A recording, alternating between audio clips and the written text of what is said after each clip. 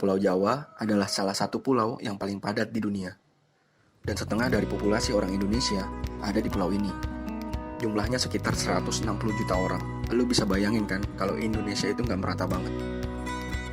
Pulau yang terdiri dari 3 bagian ini, yaitu Jawa Barat, Jawa Tengah, Jawa Timur, plus sama DKI Jakarta. Masing-masing itu punya panorama alam yang beragam banget. Salah satu yang paling menarik tentu aja kalau kita ngomongin Jawa Timur. Kalau kalian diminta bikin list, gunung apa yang paling indah di Indonesia, gue yakin Bromo dan Rinjani akan masuk di dalam list tersebut. Karena itu, gue akan coba ngomongin tentang salah satunya, yaitu Gunung Bromo yang ada di Jawa Timur. Bromo memiliki ketinggian 2.329 meter di atas permukaan laut dan terletak di dalam 4 wilayah kabupaten, yaitu Kabupaten Probolinggo, Kabupaten Pasuruan, Kabupaten Lumajang, dan Kabupaten Malang. Nah, Bromo ini adalah salah satu objek wisata utama dari kota Malang. Hampir ratusan atau bahkan ribuan orang berbondong-bondong mengunjungi tempat ini setiap harinya, apalagi saat masa liburan. Tapi sepertinya kalau pas pandemi seperti ini nggak ada ya. Lalu ada yang udah pernah nonton film Pasir Berbisik nggak? Itu adalah salah satu film yang membuat Dian Sastro sangat terkenal sampai dengan saat ini. Di film itu kita akan ditunjukkan scene-scene luar biasa yang bikin orang bertanya-tanya, ini syutingnya di mana ya? Kayak di Timur Tengah gitu. Tapi sebenarnya enggak. Itu syutingnya di Jawa Timur. Tepatnya ya di kaki Gunung Bromo itu. Indah banget kan? Ya pastinya gitu sih. Nah, selain film Pasir Berbisik, Bromo juga jadi tempat syuting video klip dari lagu almarhum Chrisye yang judulnya Andai Aku Bisa, atau yang masih bersamanya judulnya. Nah, kalau kita bicara tentang trip ke Bromo, lu akan nemuin banyak banget open trip atau orang yang menerima jasa untuk nganterin lu dan geng lu ke sana. Kisarannya kalau dari Jakarta ya sekitar 500 ribu sekian lah. Atau kalau yang di Malang sekitar 250 ribuan. Kisarannya ya sekitar segitu. Itu udah termasuk sewa jeep dan yang lain-lain. Dan perjalanan gue di Jawa Timur ternyata nggak cuma tentang Bromo. Banyak juga pengalaman menarik yang gue dapatkan di sana. Rutenya sih standar aja ya. Tapi ya tetap seru aja buat orang yang pertama kali kayak gue. Dari mulai wisata mainstream kayak semacam petik apel sendiri dari kebunnya, sampai makan pecel kawi yang sangat legendaris dari Haji Musila. Lu bisa browsing dah, itu sangat terkenal banget. Lalu puncak perjalanan gue di Jawa Timur, ya pasti saat bangun tengah malam buat ngejar sunrise di Bromo. Kami itu nginep di daerah Ijen Boulevard, daerah yang ternyata letaknya jauh banget dari titik penjemputan jeep menuju Bromo.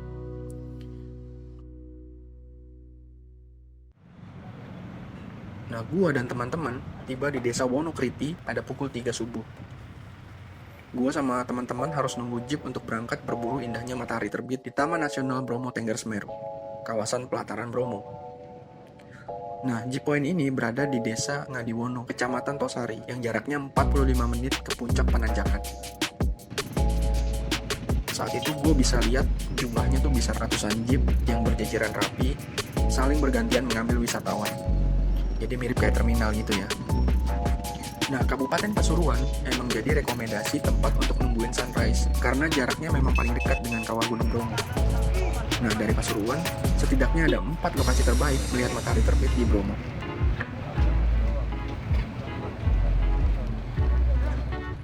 Yang pertama itu adalah Pos Dinglik. Pos pengamatan ini jadi yang pertama dilalui dari jalur Pasuruan. Lokasinya nggak begitu jauh dari gerbang Taman Nasional Bromo Tengger Semeru. Hanya sekitar 4 menit perjalanan. Lokasinya ramai oleh orang yang jualan sarung tangan, kupluk, slayer, sampai dengan masker.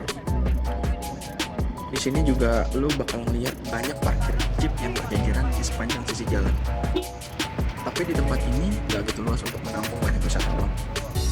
Suasananya juga dijamin sumpek banget. Jadi lu akan terasa kayak nonton konser subuh-subuh di atas bukit. Yang kedua namanya Bukit Cinta. Lokasi kedua dari jalur Pasuruan ini, ketinggiannya itu adalah 2.680 meter di atas permukaan laut. Lokasi ini cukup populer karena namanya. Jadi ada tembok besar, tulisannya tuh Love Hill Bromo Tengger sebagai penanda sekaligus tempat berfoto. Di sini lo udah bisa ngeliat kaldera Tengger, yaitu Gunung Bromo, Gunung Kursi, Watangan, dan Gunung Widodaren. Dari sini juga kelihatan gagahnya puncak tertinggi di Pulau Jawa, yaitu Puncak Mahameru. Nah, kalau ngelihat dari papan informasi di TNBTS, suku Tengger menyebut lokasi ini dengan nama Lemah Pasar, yang nama aslinya Pasar Agung. Di sini biasanya digelar upacara adat. Yang ketiga adalah Bukit Kingkong. Bukit Kingkong merupakan titik paling ramai antrian jeep sebelum sampai ke puncak Pananjakan.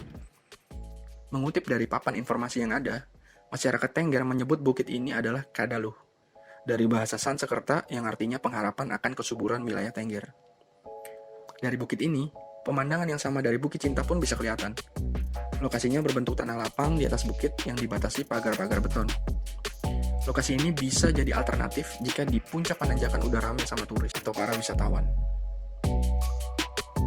Banyak juga wisatawan yang jauh-jauh dari Malang, Probolinggo, biasanya cuma sampai sini. Terus mereka turun duluan supaya nggak kesiangan Gunung Bromonya. Yang keempat adalah Puncak Pananjakan. Di sini adalah puncak tertinggi buat lo melihat matahari terbit ke arah kaldera Tengger. Salah satunya termasuk Gunung Bromo.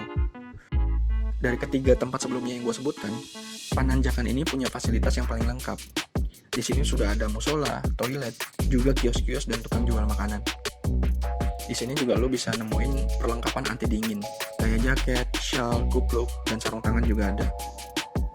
Lokasinya di sini kayak tribun 10 tingkat yang berbentuk setengah lingkaran gitu, dan ini menghadap ke timur. Tapi angin di sini katanya adalah yang paling kencang di antara tempat yang lain, juga sekaligus yang paling dingin. Gue sendiri kedinginan banget di sini. Padahal udah lengkap dari jaket, sarung tangan, shawl sampai kupluk. Nah, nungguin sunrise di Bromo jadi hal yang cukup membosankan di awalnya, karena lu desak-desakan juga kan. Apalagi begitu titik-titik cahaya jingga udah mulai kelihatan, semua orang udah ngangkat tangannya sambil megang handphone. Alhasil lu gak dapet aja momen intimnya sama alam gitu. Tempatnya terlalu riuh banget gua. Tapi kalau bicara view, memang juara banget sih. Tiap orang harus pernah ngerasain datang ke sini setidaknya sekali. Dan perjalanan gua gak selesai sampai di situ. Setelah seremoni menunggu matahari terbit selesai, semua orang mulai berbondong turun menuju jeep mereka. Kita semua buru-buru menuju ke kaki Gunung Bromo. Nah, perjalanannya memakan waktu sekitar 1 jam. Plus antri juga soalnya, alias macet. Malu. Haji tadi udah mau dipeluk aja tuh. Sama siapa? Sama abangnya. Abang. Sama ibunya. Ibu yang jual selimut.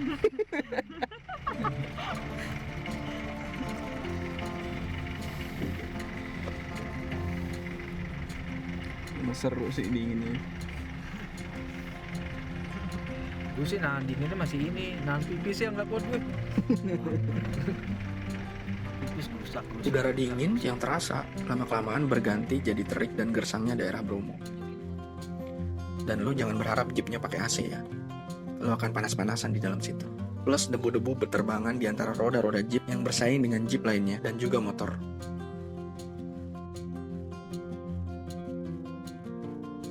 Pemandangan dengan latar Gunung Bromo lebih dekat memang epic banget.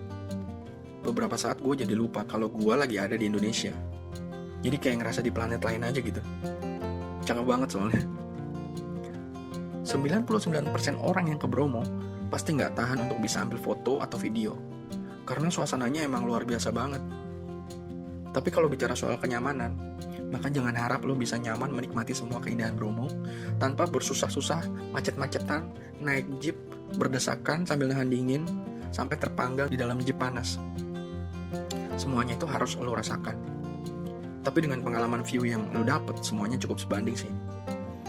Nah, lo yang pernah ke Bromo, menurut lo gimana? Lo bisa berbagi cerita sama gue di kolom komen ya.